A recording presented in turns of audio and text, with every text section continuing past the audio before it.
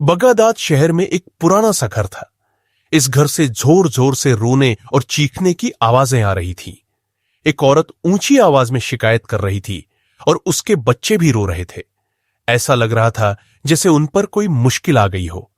उन बच्चों के अब्बू, जिनका नाम यूसुफ था, सर झुकाकर अपनी बीवी का गुस्सा सुन रहे थे। यह बहुत पुरानी बात है, जब बगदाद शहर में एक बीमारी फैल गई थी। बहुत से लोग इसकी वजह से बीमार हो गए थे। यूसुफ भी इस बीमारी की वजह से कमजोर और बेकार हो गया था। उसकी बीवी और बच्चों ने कुछ दिन तो भूख बर्दाश्त की, लेकिन अब उनका सब्र खत्म हो चुका था। यूसुफ ने बच्चों को रोते देखा तो किचन में गया ताकि उनके लिए कुछ खाने को ढूंढ सके, लेकिन घर में कुछ भी नहीं बचा था और सारे बर्तन खाली थे। उसकी बीवी ने कहा, कुछ काम क्यों नहीं करते? अगर हम ऐसे ही बैठे रहे तो हमारे बच्चे भूख से मर जाएंगे। यूसुफ ने कहा, मैंने कभी काम से जी नहीं चुराया, लेकिन अब बीमारी ने मुझे बहुत कमजोर कर दिया है और मैं काम नहीं कर सकता। यह बात तुम भी जानती हो। बीवी की बातें सुनकर यूसुफ बहुत परेशान था। उसने घर में कुछ ढूंढना शुरू किया और आखिरकार उसे एक लंबी रस्सी मिल गई। उसने कहा, मैं यह रस्सी बेचकर आता हूं ताकि बच्चों के लिए कुछ खाने पीने का इंतजाम कर सकूं। यूसुफ की बीवी ने सुना तो कहने लगी, आज तो हम खा लेंगे, लेकिन कल का क्या होगा? यूसुफ ने कहा, कल की बात कल है और कल का मालिक मेरा अल्लाह है। फिर उसने रस्सी उठाई और अल्लाह का नाम लेकर घर से निकल गया। काफी देर आवाजें लगाने के बाद उसे आखिरकार एक गाहक मिला। गाहक ने रस्सी देखी तो कहा कि वह इस रस्सी का 1 दीनार देगा। यूसुफ ने कहा कि यह रस्सी 1 दीनार से ज्यादा कीमती है, क्योंकि उसने कुछ साल पहले उसे ज्यादा कीमत पर खरीदा था। गाहक ने कहा, मैंने जो कीमत लगाई है वही ठीक है। इससे ज्यादा मैं तुम्हें 1 दीनार भी नहीं दूंगा। अगर तुम देना चाहते हो तो मुझसे यह 1 दीनार ले लो और यह रस्सी मुझे दे दो। अगर नहीं देना चाहते तो किसी और को बेच दो। यूसुफ बहुत मजबूर था, इसलिए उसने बात मान ली और 1 दीनार लेकर रस्सी उस गाहक को दे दी। वह पैसे लेकर खुशी खुशी घर की तरफ चल पड़ा ताकि बच्चों के लिए कुछ खाने पीने का सामान खरीद सके। लेकिन रास्ते में उसने देखा कि 2 आदमी आपस में लड़ रहे थे। यूसुफ आगे बढ़ा ताकि देख सके कि क्या हो रहा है। जब वह करीब पहुंचा तो उसने देखा कि एक नौजवान ने एक बूढ़े आदमी का गला पकड़ा हुआ है और उसे अपने साथ ले जाना चाहता है। बूढ़ा अपनी जान छुड़ाने के लिए हाथ पांव मार रहा था। यूसुफ ने इस नौजवान से कहा, ए जवान, यह बूढ़ा तुम्हारे बाप की जगह है, तुम इसके साथ ऐसा सुलूक क्यों कर रहे हो? बूढ़ा इस नौजवान के हाथों मजबूर था और कहने लगा, यह मुझे सिर्फ 1 दिरहम के लिए काजी की अदालत में ले जाना चाहता है ताकि मुझे कैद करवा सके। अब तुम बताओ, क्या अल्लाह को यह मंजूर होगा कि मैं इस शहर में कई सालों से इज्जत से जिंदगी गुजार रहा हूं और 1 दिरहम के लिए कैद खाने चला जाऊं? यूसुफ ने बुजुर्ग की बात सुनी तो सोचने लगा, क्या मुझसे भी ज्यादा कोई मजबूर हो सकता है? अगर यह बूढ़ा कैद खाने चला गया तो इसकी बीवी और बच्चों का कौन ख्याल रखेगा? यह सोचते ही उसने अपनी जेब से 1 दीनार निकाला और इस नौजवान को देते हुए कहा, यह लो जवान, तुम्हारे पैसे और इस बूढ़े आदमी को छोड़ दो ताकि यह अपने घर जा सके। जब नौजवान वहां से चला गया तो बुजुर्ग ने यूसुफ को हाथ उठाकर दुआएं देना शुरू कर दी, अल्लाह तुम्हें इसका 100 गुना ज्यादा दे। बुजुर्ग की दुआएं सुनते सुनते यूसुफ भी अपने घर की तरफ चल पड़ा। चलते चलते यूसुफ सोचने लगा कि अब उसे खाली हाथ ही घर लौटना होगा, लेकिन वह दिल ही दिल में खुश भी था कि उसने गरीबी के बावजूद एक नेक काम किया है। यही सोचते सोचते वह घर पहुंच गया। जब बीवी ने देखा कि वह खामोश और सर झुकाए खड़ा है तो समझ गई कि वह हमारे लिए कुछ भी खाने को नहीं ला सका, बल्कि जो रस्सी घर से लेकर गया था वह भी गंवा आया है। उसने पूछा, क्या हुआ? तुम खाली हाथ क्यों हो और इस रस्सी का क्या हुआ? यूसुफ ने सारी बात बीवी को बताई तो उसने कहा, तुमने वाकई बहुत अच्छा काम किया है और एक बूढ़े को कैद से बचाया है, लेकिन तुम्हें मालूम होना चाहिए कि जो चिराग घर की रोशनी के लिए होता है उसे मस्जिद में ले जाना ठीक नहीं। अब अपने बच्चों को कैसे बहलाओगे और इन्हें क्या खिलाओगे? यूसुफ ने कहा, तुम ठीक कहती हो, मैं तुम्हारी बात मानता हूं, लेकिन वह बूढ़ा हमसे ज्यादा मुश्किल में था।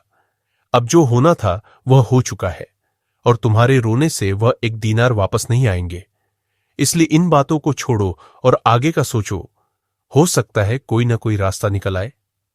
वह जानता था कि उसकी बीवी की बातें कड़वी जरूर है, मगर सच है। इसीलिए वह सोचने लगा कि क्या करे। उसे दोबारा कुछ ख्याल आया और वह दोबारा अपनी जगह से उठकर घर में टूटे फूटे सामान में कुछ तलाश करने लगा।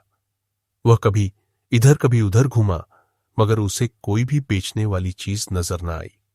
इसलिए परेशान और उदास होकर अपनी जगह पर खड़ा हो गया। अचानक उसे एक बिस्तर नजर आया जो बच्चों के सोने के लिए था। उसने अपनी बीवी से कहा, मैं इसी बिस्तर की तलाश में था। अगर तुम मुझे इजाजत दो तो मैं यह बिस्तर बेच आता हूं, ताकि इन बच्चों के लिए कुछ खाने पीने का इंतजाम कर सकूं। बीवी ने कहा, बच्चे भूखे हैं, लेकिन तुम इन्हें इस बिस्तर से भी महरूम करना चाहते हो? यूसुफ ने कहा, अच्छा हुआ, तुमने खुद ही कह दिया कि बच्चे भूखे हैं। इसलिए अहम बात यह है कि इनके खाने पीने का इंतजाम किया जाए। बिस्तर के होने या ना होने से क्या फर्क पड़ेगा? उसकी बीवी ने देखा कि उसकी नजर में इस बिस्तर के अलावा कोई चीज नहीं है। वह रोने लगी और फरियाद करते हुए बिस्तर से बच्चों को उठाया और अपने शौहर से कहने लगी, इसे लपेट लो और बेच डालो, मगर इतना ख्याल रखना कि इसे सस्ते में मत देना, ताकि चंद दिन हमारे बच्चों का पेट तो भर सके। यूसुफ के पास कहने को कुछ न था, इसलिए उसने बिस्तर को लपेटकर अपने कंधे पर उठाया और खामोशी से घर से निकल गया। वह चलता रहा और आखिरकार शहर के उस मैदान में पहुंच गया जहां नई और पुरानी चीजें खरीदी और बेची जाती थी। यूसुफ ने जब बिस्तर बेचने के लिए आवाज लगाई तो कुछ खरीदार उसकी तरफ बढ़े। उन्होंने बिस्तर को उलट पलट कर देखा तो उसमें 100 तरह के नुक्स निकाले और आगे बढ़ गए। आखिरकार एक ऐसा ग्राहक आ गया जिसको वह बिस्तर पसंद आ गया। खरीदार ने जब इस बिस्तर की कीमत पूछी तो यूसुफ ने 10 दीनार कहे। ग्राहक को आमतौर पर इस बिस्तर की जरूरत नहीं थी तो कहने लगा, 10 दीनार? कौन बेवकूफ होगा जो इस बिस्तर के लिए अपने 10 दीनार जाया करेगा? ऐसा कहकर वह ग्राहक आगे बढ़ गया और यूसुफ से दूर होने लगा। यूसुफ भी उसकी तरफ भागा और उसका हाथ पकड़कर कहने लगा, जनाब, मुझ पर ऐसा जुल्म न करे। मैं अपनी मजबूरी की वजह से इससे भी कम कीमत पर यह बिस्तर बेच दूंगा। आखिरकार यूसुफ ने 3 दीनार में वह बिस्तर उस ग्राहक को दे दिया। फिर वह 3 दीनार लेकर अपने घर की तरफ रवाना हो गया और यह सोचने लगा कि अपने बच्चों के खाने पीने के लिए क्या खरीदे। इतने में उसे एक बुढ़िया के रोने की आवाज सुनाई दी और वह अपनी जगह पर खड़ा हो गया। इस बुढ़िया ने अपने नौजवान बेटे का हाथ पकड़ा हुआ था और अपने बेटे से इल्तिजा कर रही थी, मुझे हकीम के पास ले चलो, मुझे हकीम के पास ले चलो।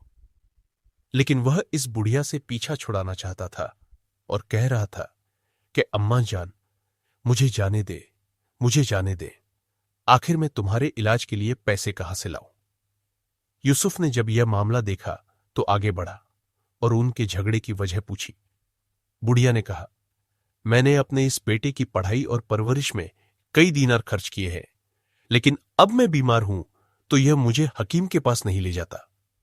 वह नौजवान कहने लगा, मैं मानता हूं कि मेरी मां ने बड़ी तकलीफ उठाई और मुझे पाला पोसा, लेकिन मैं मजबूर हूं। मेरे पास इतने पैसे नहीं कि मैं अपनी वालिदा के इलाज के लिए इसे ले जा सकूं। यूसुफ ने जब यह बात सुनी तो परेशान हुआ और अपना सारा पैसा यानी 3 दीनार अपनी फटी पुरानी चादर से निकाले और इस नौजवान के हाथ में थमा दिए और कहा, अपनी मां को इलाज के लिए ले जाओ। नौजवान को यूसुफ की सखावत पर यकीन न आया। उसने चाहा कि वह उसके कदमों पर गिर पड़े, मगर यूसुफ ने उसे ऐसा करने से रोक दिया और कहा, मेरे प्यारे, अपनी जरूरत पूरी करो और अपनी वालिदा की खिदमत करो। यह कहकर वह मां बेटा वहां से चल पड़े और यूसुफ वहीं खड़ा फिर से तरह तरह के ख्यालों में डूब गया। वह ऐसे ही वहां परेशान खड़ा था और इधर उधर देख रहा था, मगर काफी देर के बाद जब वह संभला तो फिर से अपने घर की तरफ चल पड़ा, मगर भूख और फाके की वजह से अब चलने की हिम्मत भी न थी। वह इस हालत में भी घर जाने पर मजबूर था, इसलिए वह गिरता पड़ता घर पहुंचा और दरवाजे पर दस्तक दी। उसके बीवी बच्चे उसके इंतजार में थे, इसलिए फौरन दरवाजा खोला। उसके चेहरे पर खुशी थी, मगर अपने शौहर का लटका चेहरा देखकर वह खुशी भी उसके चेहरे से जाती रही। बीवी कहने लगी, तुम फिर खाली हाथ लौटे हो? बीवी को गुस्से में देखा तो यूसुफ ने सारा किस्सा बीवी को बता दिया। जब बीवी ने यूसुफ की बात सुनी तो कहने लगी, तुम्हें फिर दूसरों की मोहब्बत और दोस्ती ने धोखा दिया है। मालूम नहीं कि तुम अपने बच्चों से ऐसी मोहब्बत क्यों नहीं करते। अब तुम बताओ, क्या करे, कहां जाए? अब मेरे बच्चों में मजीद भूख बर्दाश्त करने की हिम्मत नहीं है, और शायद उनकी मौत भी इसी फाके की वजह से होगी। यूसुफ ने बीवी की बातें सुनी तो कहने लगा, अल्लाह ताला बहुत मेहरबान है, वह हमारी मुश्किलों को आसान करने वाला है। अगर तुम भी उस बुढ़िया के हालात देखती तो तुम भी वही करती जो मैंने किया। इसीलिए सब्र रखो, कोई ना कोई रास्ता निकल ही जाएगा। अगर इस बार मैं कोई चीज लेकर गया तो उसे बेचने की बजाय गिरवी रखूंगा ताकि वह चीज हमारे हाथ से न जाए। बीवी कहने लगी, क्या तुम्हारे घर में कोई चीज बची भी है जिसे तुम गिरवी रख सकोगे? यूसुफ अपने घर के छोटे से सहन में खड़ा था, इधर उधर देखने लगा और बोला, वह कूजा कैसा रहेगा? ये कूजा मुझे दे दो ताकि मैं इसके बदले में एक छोटा कूजा ले आऊं और कुछ खाने पीने का सामान भी ले आऊं। उसकी बीवी, जो पहले से परेशान खड़ी थी, कहने लगी, इस कूजे से भी हाथ धो लो। ये कूजा तुमसे न कोई गिरवी रखेगा और न इसे कोई खरीदेगा, बल्कि ऐसा करो, इस कूजे को तोड़ दो या किसी को दे दो। मायूस यूसुफ आगे बढ़ा और इस कूजे को उठाकर कहने लगा, मुझे जलील तो न करो, तुम जानती भी हो मैं अपने बच्चों के लिए ही यह सब कुछ कर रहा हूं। इसके बाद यूसुफ ने अपनी बीवी को खुदा हाफिज कहा और अपने घर से निकल गया। बाजार में पहुंचने के बाद वह सबसे पहले एक अत्तार की दुकान पर गया और उससे कर्ज मांगने लगा। अत्तार ने कहा, बेशक मैं तुम्हें कर्ज देने के लिए तैयार हूं, क्योंकि मैं तुम्हें पहले से जानता भी हूं। और कहा, अपनी कोई चीज लाओ जिसे मैं गिरवी रख सकूं। यूसुफ ने वह कूजा दिखाते हुए कहा, मेरा सारा सरमाया तो बस यह कूजा है। अत्तार ने कूजा देखा तो कहने लगा कि पुराना इस्तेमाल शुदा कूजा जिसका रंग भी उतरा हुआ है, यह गिरवी रखने के लायक नहीं है। इसलिए जाओ और कोई ऐसी चीज लाओ जो गिरवी रखने के काबिल हो। इसके बाद यूसुफ अत्तार की दुकान से निकला और दूसरी दुकानों का रुख किया, लेकिन उसकी सारी कोशिशें बेकार हुईं, क्योंकि वह कूजा बहुत पुराना था और इसी वजह से उसे कोई भी कूजे के बदले कर्ज देने के लिए तैयार न हुआ। सूरज डूबने के करीब था और अंधेरा छाने वाला था। यूसुफ के चेहरे पर परेशानी छाई हुई थी और खुद से कहने लगा, शायद मैंने अपनी बीवी से वादा करके गलती कर दी है। इस कूजे को कोई भी गिरवी नहीं रखेगा। फिर सोचा, गिरवी रखने की बजाय बेच देना चाहिए। फिर यह सोचकर वापस पलटा और खरीदारों की तरफ रुख किया, क्योंकि यही कूजा उसकी आखिरी उम्मीद थी और उसकी ख्वाहिश थी कि वह हर कीमत पर इस कूजे को बेच दे, ताकि कम अज कम उसके बच्चों को एक वक्त का खाना मिल सके। मगर उसकी बदकिस्मती कि उसे कोई भी खरीदार नहीं मिला। सूरज अब पूरी तरह डूब चुका था और अंधेरा छा चुका था, इसलिए वह थका हारा अकेला गलियों में रह गया। फिर वह मध्यम सी रोशनी के सामने बैठ गया, जो एक घर की खिड़की से चमक रही थी। वह इसी जगह बैठा सोच रहा था और सोचता रहा कि ऐसी हालत में घर कैसे जाए और बीवी बच्चों को क्या जवाब दे। उसने अपना सर झुका लिया और बदस्तूर सोचता रहा। इतने में उसे एक मछली बेचने वाले की आवाज सुनाई दी। यह मछली बेचने वाला भी यूसुफ की तरह मजबूर और गरीब था, इसलिए वह भी यहां आकर बैठ गया जहां यूसुफ बैठा हुआ था। जल्द ही वह एक दूसरे का हाल अहवाल कहने और सुनने लगे और एक दूसरे के दोस्त बन गए। मछली फरोश यूसुफ से कहने लगा, हम दोनों के हालात एक जैसे हैं, इसलिए कोई ऐसा काम करे कि हम हालात से लड़ सकें। तुम ऐसा करो कि यह कूजा मुझे दे दो ताकि तुम्हें इससे छुटकारा मिले, और मुझसे यह मछली ले लो ताकि मुझे इस मछली से छुटकारा मिले। मैं तुमसे कूजा ले लेता हूं और तुम मुझसे यह मछली ले लो और अपने घर चले जाओ, ताकि कम अज कम आज के दिन तुम्हारी बीवी और बच्चे अपना पेट भरे। यूसुफ सोचने लगा, इससे बेहतर कि मैं खाली हाथ घर जाऊं, कम अजकम एक मछली तो मेरे हाथ में होगी। मछली फरोश ने जल्दी से वह कूजा ले लिया और तेजी से अपने घर की तरफ रवाना हो गया और छोटी सी मछली यूसुफ के हिस्से में आ गई। फिर यूसुफ आहें भरते हुए कहने लगा, हाय अफसोस, मुझ पर कितनी मुसीबतें आई हैं। फिर वह रोता हुआ अपने घर की तरफ रवाना हो गया।